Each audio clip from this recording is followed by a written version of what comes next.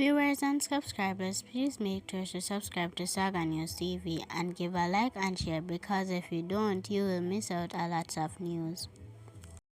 A media worker is in serious condition after being shot in Harborview. The victim has been identified as an engineer at TVJ Jamaica. According to reports, the suspect who allegedly carried out the shooting has a history of mental health issue and is known to the victim. It is reported that the suspect suffered a seizure at home before running into the street. His father, concerned for his well-being, raised an alarm and sought the media worker assistant in locating him. The suspect was later spotted near a gas station at the Harborview roundabout. When the media worker approached and attempted to restrain him, the suspect reportedly disarmed him of his licensed firearm and shot him multiple times. The injured man was rushed to the hospital, where he remains in serious condition. The suspect has since been apprehended. One of two men shot at the intersection of Mullines Road and Washington Boulevard on Monday morning has died, while the other remained in stable condition.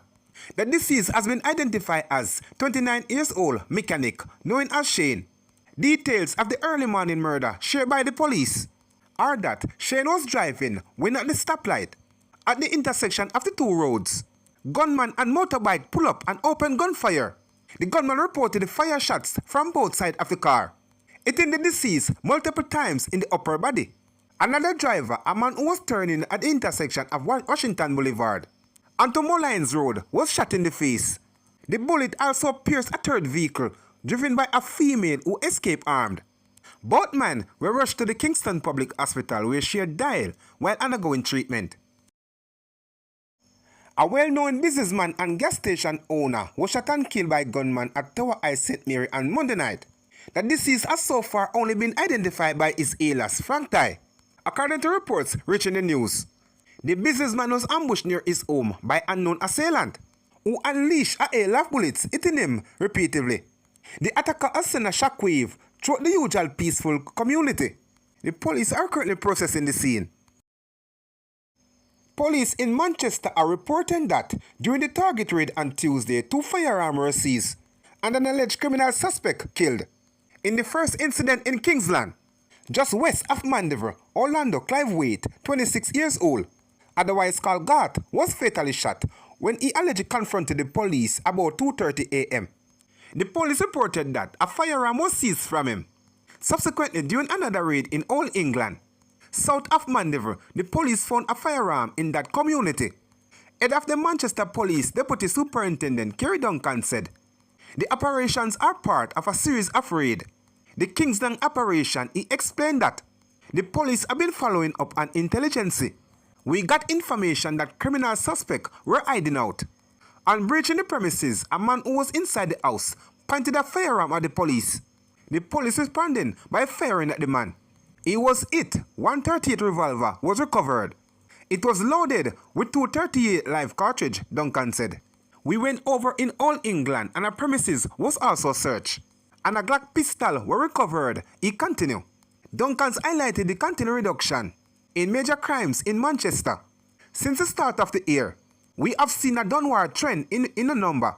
We are now seeing a 60% reduction in numbers and a 33% reduction in all major crimes."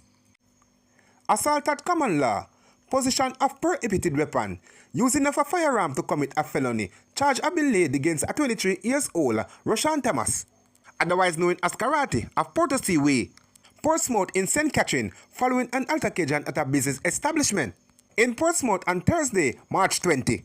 Reports from the Greater Portmore Police are that at about 2 p.m., during an argument with a man, Thomas pulled a firearm from his waistband and pointed it at him. Lawmen were summoned, and on their arrival, Thomas was arrested and taken into custody. He was charged on Sunday, March 23, after a question and answer session. A court date has been finalized for him. A teenager has been charged with rape following an incident in which he allegedly lured an injured girl into his home under the pretense of having born AIDS and sexually assaulted her.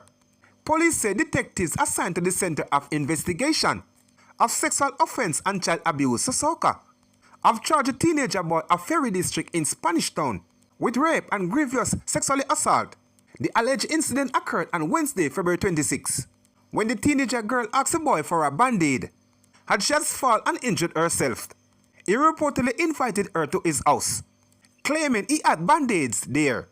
On their arrival, it is alleged that he locked the door, held the girl down and sexually assaulted her. The incident was reported to the police and an investigation was commenced. The accused boy was apprehended and subsequently charged, after he was pointed out on an identification parade. Fraudulent conversion and simple loss in the charge have been laid against a 59-year-old businesswoman, Cynthia Williams, of Cedar Walk, Petersfield in Westmoreland, following a series of incidents in her community between November 2020 and February 2022. Reports from the Sutherland Mall police indicated that Williams told a man that she could secure him an overseas work and travel opportunity for $400,000. The man made several payments to her, but after he had paid in full amount, she was unable to provide any updates of the program. When he requested a refund and visited her multiple times to collect his money, she eventually allegedly took his cell phone and threatened to have him killed. Williams was taken into custody after the man reported the matter to the police, and she was subsequently charged. A court date is being finalized for her. The police have apprehended 2 men who allegedly drove away with a car mid-sale. A third man who was found in possession of the stolen vehicle was also apprehended. Reports are that 23 years old James J. Romario, a mechanic of Kesha Park Road, Kingston 10, and 23 years old Javon G.V. McIntosh, a supervisor of Bob Marley Boulevard, in Quarryville Garden, Kingston 20, both agreed to purchase a car from the complainant. According to police, about 2:30 p.m. on March 11, the owner parked his Honda Civics along Constant Spring Road with the intent to complete the sale. However, it is alleged that during the negotiation, the deal with another man entered the vehicle and spread off without the consent of the owner or any payment made. A report was subsequently made to the police and an investigation commenced. Police reportedly found the vehicle at a car wash in St. Thomas, in the possession of 44 years old Omar Campbell, a businessman of Leith Hall, Morant Bay in the parish. The man has been charged with larceny of a motor vehicle, conspiracy to commit larceny of a motor vehicle, and receiving stolen property.